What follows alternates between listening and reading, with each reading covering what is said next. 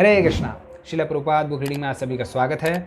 आज हम पढ़ने जा रहे हैं श्रीमद् भगवद गीता यथारूप का 6वां अध्याय है। आज हम 6 से शुरुआत करेंगे और आज हम पढ़ेंगे पहले से 5वें श्लोक तक।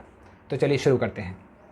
हरे कृष्णा कृष्ण कृष्ण हरे हरे।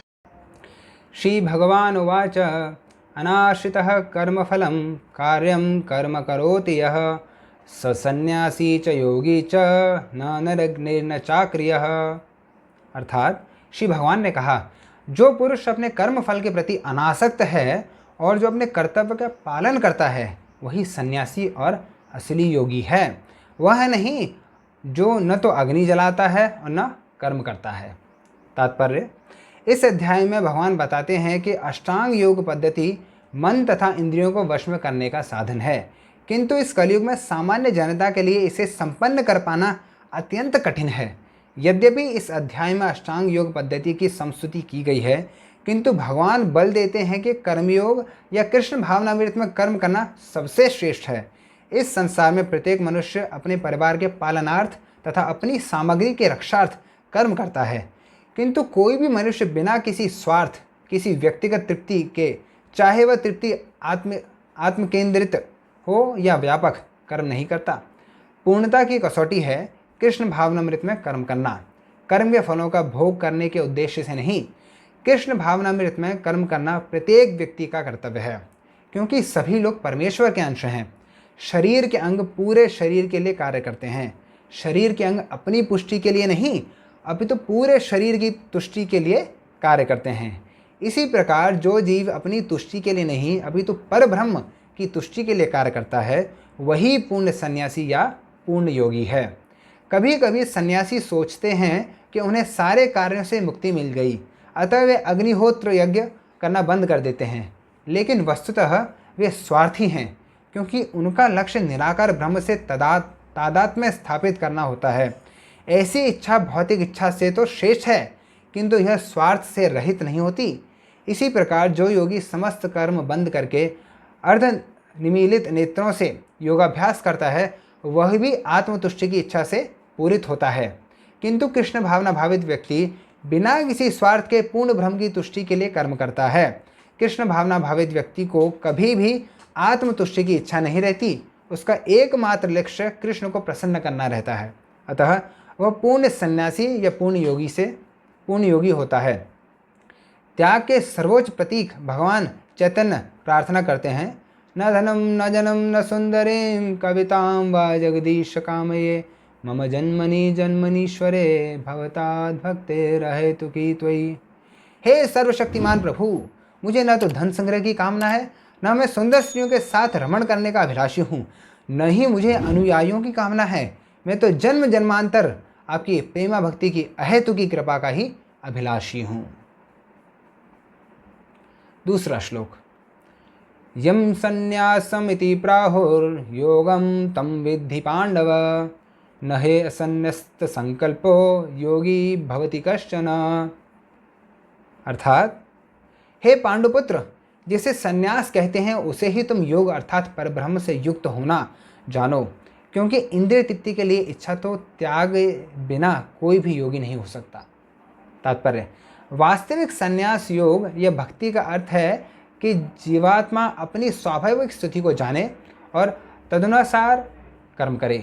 जीवात्मा का अपना स्वतंत्र अस्तित्व नहीं होता, वह परमेश्वर की तटस्थता शक्ति है। जब वह माया के वशीभूत होता है तो वह बद्ध हो जाता है, किंतु जब वह कृष्ण भावना भावित रहता है अर्थात आध्यात्मिक शक्ति में सजग रहता है, तो वह अपनी सहज स्थिति में होता है। इस प्रकार जब मनुष्य पूर्ण ज्ञान में होता है तो वह समस्त इंद्रिय तृप्ति को त्याग देता है, अर्थात समस्त इंद्रिय तृप्ति के कार्यकलापों का परित्याग कर देता है। इसका अभ्यास योगी करते हैं जो इंद्रियों को भौतिक आसक्ति से रोकते हैं।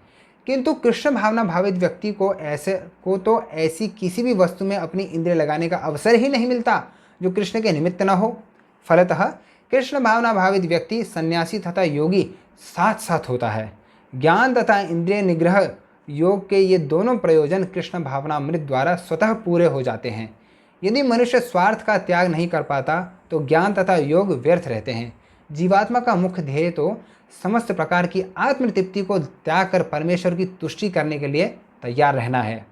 कृष्ण भावना भावित व्यक्ति में किसी प्रकार की आत्मतृप्ति की इच्छा नहीं रहती, वह सदैव परमेश्वर की प्रसन्नता में लगा रहता है। अतः जिसे परमेश्वर के विषय में कुछ भी पता नहीं होता वही स्वार्थ पूर्ति में लगा रहता है, क्योंकि कोई कभी निष्क्रिय नहीं रह सकता। कृष्ण भावनामृत का अभ्यास करने से सारे कार्य सुचारू रूप से संपन्न हो जाते हैं। तीसरा श्लोक।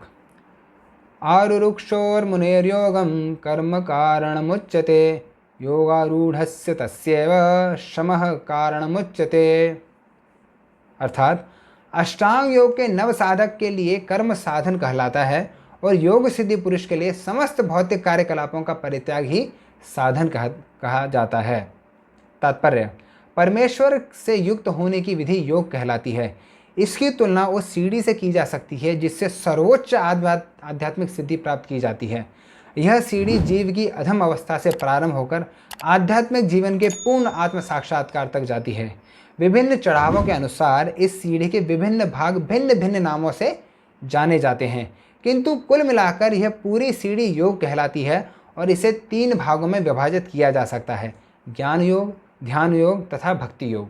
सीढ़ी के प्रारंभिक भाग को योगारूढ़ अवस्था और अंतिम भाग को योगारूढ़ कहा जाता है।